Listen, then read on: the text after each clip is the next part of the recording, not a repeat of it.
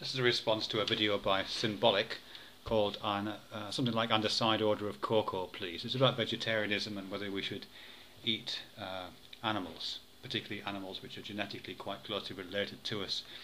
I thought I'd just take this opportunity really to tell you a little bit about my own vegetarianism, which I've mentioned in a previous video. And as I said in that video, my vegetarianism was a bit contingent, and it wasn't initially made kind of for moral reasons, but it did, as I think I mentioned in that other video, it did acquire all this kind of moral, not exactly baggage, but it became a moral agenda for me, and it kind of acquired a story attached to it, which is slightly different to as I say, the contingencies of the decision in the first place. But as I said, the story that attached to it kind of became more real for me, and now really more closely represents my vegetarianism than the initial highly contaminated moral choice I made all that time ago, which is like 30 years ago now. I mean, basically, at the time, and this was when I was in my early 20s, late teens, early 20s. No, yeah, about 22 I was actually, something like that. I was working for what was then called the Ministry of Agriculture here in England. It's now called DEFRA. And I was working in a laboratory, just as a kind of laboratory technician. It wasn't a particularly high-powered job. Testing animals stuff that came from farms. So I was testing water and milk and cheese and butter, that kind of thing. In a variety of different ways, but primarily microbiologically. Just to test to see if it was toxic, if it had toxic microbes attached to this stuff. And one of the particular research projects I was involved in was a project to do with barn-raised chickens, because at that time, most chickens were battery farmed, as they still are now. But there was a bit of a kerfuffle going on in the press about whether it was okay to raise chickens in battery conditions, which are very unpleasant indeed. And that, of course, because there was a bit of a press furore about that, a lot of people stopped buying battery chicken eggs and battery chickens generally, and started buying either free-range chickens or chickens that were what was called barn-raised. Because barn-raised, I guess probably still, if you have an image of what a barn-raised chicken might be, you're probably picturing like a wooden barn, with sawdust and stuff pouring out the thing, and these chickens kind of jumping out and that kind of stuff. That's not what barn-raised chicken rearing is like, certainly not in the UK at least. A barn is basically one of those large steel sheds, that sometimes they get turned into like a Toys R Us warehouse or a PC World warehouse on the outskirts of a town. It's exactly the same, big shed structure made of steel and aluminium, but it's used for farming chickens, and it's undivided. So once you get inside there, it's just huge. There's no small pens. There's also no windows in it, so it's just dimly lit by fluorescent lights up near the ceiling. And the chickens don't run around on the floor on dust as you might imagine. They run around on slats, which are about 6 feet off the ground. So there's a platform which covers the entire building, about 6 feet off the ground, made up of slats. It's not a solid floor. It's about 3-inch slats with a 2-inch gap, or maybe an inch gap between the slats. And the chickens run around freely. It's kind of not exactly free range, but they have some freedom. They're not constrained within the little pens of batteries. So they run around in this very dim light on slats 6 feet off the ground. The reason why they're on slats as opposed to it being a floor is because they're dropping. You don't want to be clearing the droppings out all the time. So the droppings drops to the slats and accumulates in the 6-foot gap under the slats. You can imagine that.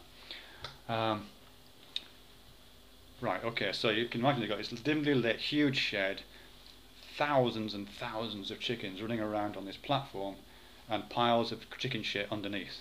Yeah.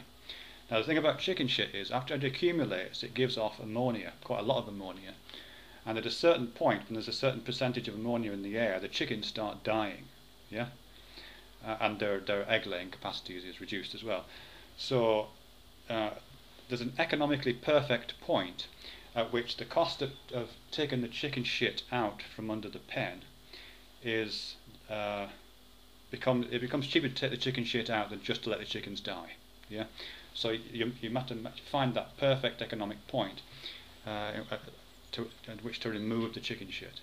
And my research project was to calculate that economically perfect point. And you do that basically by, obviously, you measure the deceased rate, the death rate of the chickens, and you also measure the ammonia content of the air, because the more chicken shit there is, the more concentrated, the more ammonia is in the air. So I had to go around to these big sheds and take ammonia samples of the air to test the ammonia content. But of course, you couldn't take the chickens out before taking the samples, because that would be terribly uneconomic.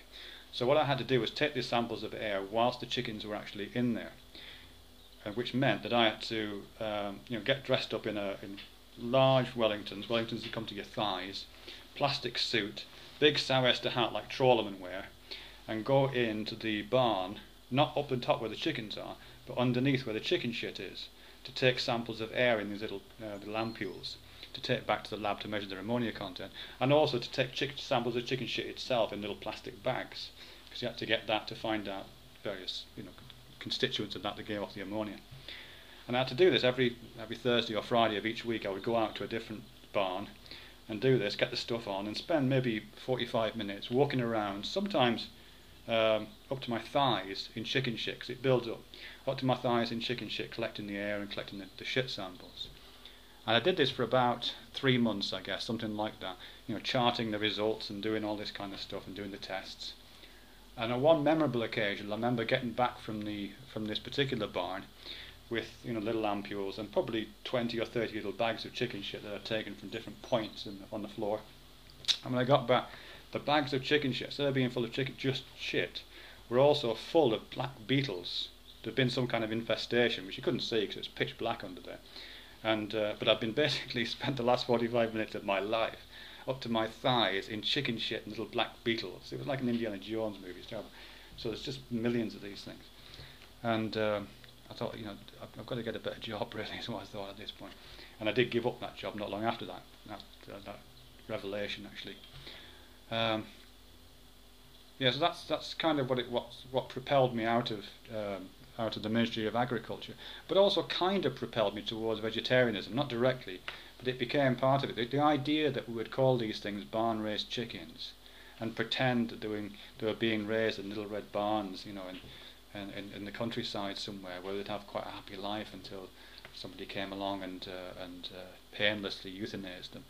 It's just such crap. I mean, if I thought I had it bad, spending 45 minutes once a week, walking around underneath this stuff, the bloody, what kind of a life are the chickens having? I mean, it's just really, really, really horrible and completely inhuman, and not just inhuman, but I don't know. It's like I can't put words to it, really.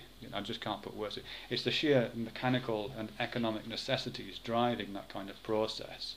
I just found toxic, really, as a thought. It just kept kind of invading my consciousness as a thought. Is this how we do it? And that's one of the things that's haunting me. So I did see slaughterhouses, and I did see the actual chicken slaughtering stations. So I know about that, and I did see animal husbandry farms to see how that works. And so I have seen all that kind of stuff. But it's actually this experience of being in the dark under a 250,000 chickens all shitting down on you whilst you're collecting samples up to your knees in chicken shit and black beetles. Yeah. So I've been vegetarian for 30 years, and I owe it all to chicken shit. Anyway, thanks for that video, Symbolic. It was great. I really enjoyed that.